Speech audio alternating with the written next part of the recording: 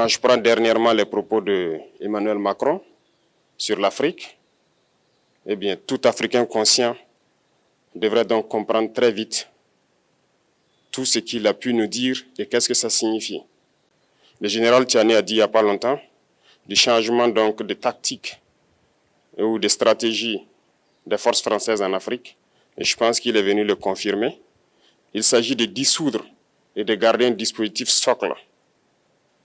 Et Emmanuel Macron l'a si bien dit qu'on ne peut que le remercier pour cette sincérité. Même si certains ont voulu mettre la poudre aux yeux de leur population, mais la réalité finit par rattraper aussi. Ils ne partiront pas de certains pays. Ils ont juste dissous le dispositif. Vous ne les verrez plus dans des bases, mais dans les ambassades, ils seront là. Ils vont constituer des sociétés de sécurité pour sécuriser leurs sociétés qui existent dans ces pays-là. Mais les soldats seront là. Mais vous ne les verrez plus en tenue ou rassemblés dans des bases. C'est tout ce que ça veut dire. Ils vont se réorganiser, mais seront là. Il a parlé de politesse vis-à-vis de certains chefs d'État en leur donnant la primauté d'annoncer donc la rupture ou le départ des forces françaises.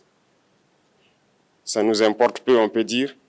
Mais tout ce que nous savons, c'est que si vous voulez une rupture avec ces forces impérialistes, c'est simple, on dénonce les accords. Tout commence par là-bas. Et je pense que l'exemple du Tchad, en tout cas, est palpable. Ils ont commencé par dénoncer les accords. Sinon, si on ne dénonce pas les accords, juste dire que les bases quittent, on n'a rien fait. Parce que le problème se trouve dans les accords coloniaux de défense qui ont été signés depuis l'indépendance. Le plus dangereux n'est pas ceux-là que vous voyez dans les bases. Le plus dangereux, ce sont les conseillers militaires.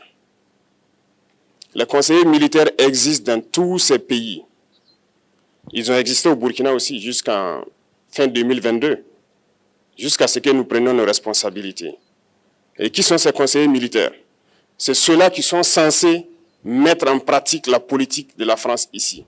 Ils doivent travailler à rendre nos armées très faibles pour que la France puisse toujours avoir l'argument d'exister ici. Sous Blaise Compaoré, ils avaient réussi. Nos sentinelles prenaient donc la garde avec des bâtons. C'est ça que la France veut de nos armées. Lorsque nous arrivons à cette étape, nous n'avons pas le choix que de vouloir qu'ils viennent s'installer. Mais l'armée burkinabé a réussi à un moment donné à se débarrasser des conseillers militaires. Malheureusement, je pense qu'en 2019, après l'opération Otapuano, où ces Français ont vu que l'armée burkinabé avait encore une capacité de réagir au terrorisme, ils ont appelé les chefs d'état-major en France, ils l'ont instruit de reprendre les conseillers militaires dans toute la structure. Eh bien, il n'a pas accepté, mais au retour au pays, les politiques l'ont instruit d'accepter les conseillers militaires. Et c'est là que les conseillers militaires sont revenus dans l'armée burkinabé en 2019. Avec toutes les conséquences qu'on connaît, l'armée était en train de disparaître dans les années 2020-2021. Et d'ailleurs, c'est le moment où beaucoup de militaires ont dû déserter parce qu'il n'y avait plus d'espoir. On était en train de s'effondrer. Voilà un peu comment ils travaillent. À l'état-major général des armées, dans tous les états-majors d'armée, dans les écoles, c'est eux qui sont censés nous dicter la politique de notre armée. C'est eux qui nous disent combien recruter, quand recruter et qu'est-ce qu'il faut en faire. Ils sont dans les écoles pour nous dire comment il faut les former et ainsi de suite. Tant que ces conseillers militaires sont là, vous n'êtes pas indépendant. Votre armée aura juste l'apparence d'une armée qui sera là en train de faire des parades, du cirque. Mais lorsque viendra la guerre, vous vous rendrez compte que la parade, c'est une chose, mais la guerre, c'est une autre chose. Il faut rompre les accords. C'est la seule façon d'avoir une armée indépendante et se construire, être fort. Mais beaucoup de gens ne le comprennent pas peut-être. Et même avec ces accords, la France choisit dans nos États des élèves officiers pour aller les former. C'est à travers ces mêmes accords. Mais en réalité, ces officiers qui partent se former pour la plupart, pour la France, ils viennent pour servir l'État français dans leur pays. Ils ne viennent pas pour servir nos pays. Ils les forment pour qu'ils viennent servir les intérêts de l'État français. J'en veux pour preuve. Lorsque nous nous sommes révoltés, beaucoup d'officiers au Burkina qui ont été formés en France ont été immédiatement contactés pour leur dire que c'est le moment de se mettre en action parce que vous avez été formés pour ça, pour servir les intérêts de la France. La plupart de ces officiers nous ont rendu compte. Nous avons pris acte et nous continuons de suivre.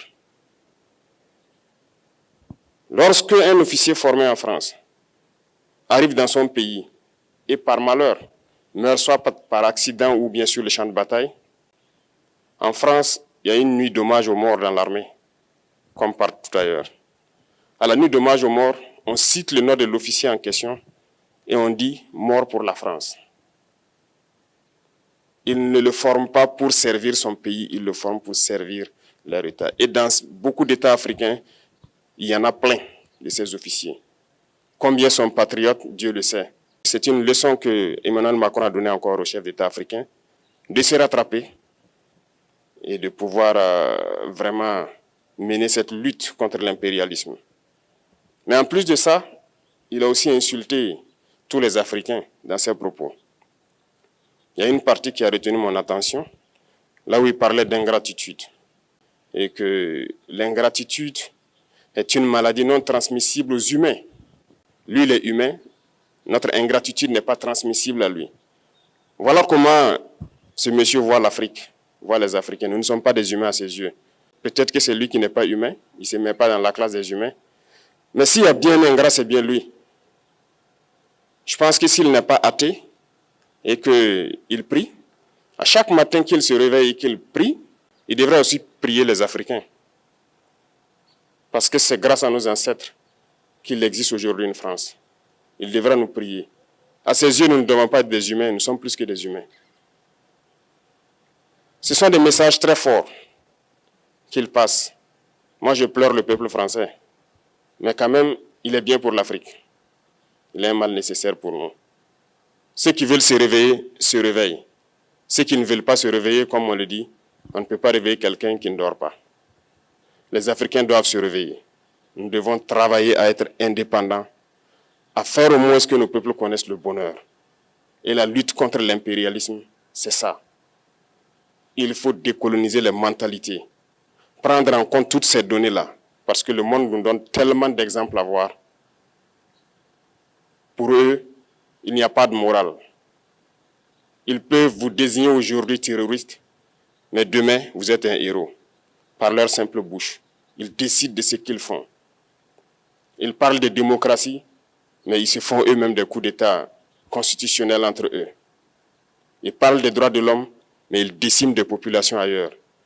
L'Africain doit se réveiller, l'Afrique doit se réveiller. Et le combat contre l'impérialisme est permanent. Et je vous invite à incorporer ce combat, à travailler en sorte que nous soyons réellement indépendants, que nous soyons autosuffisants et que nous puissions nous développer, connaître le bonheur, ce à quoi notre peuple aspire. Merci, je vous souhaite une très bonne journée, une très bonne semaine et une très bonne année.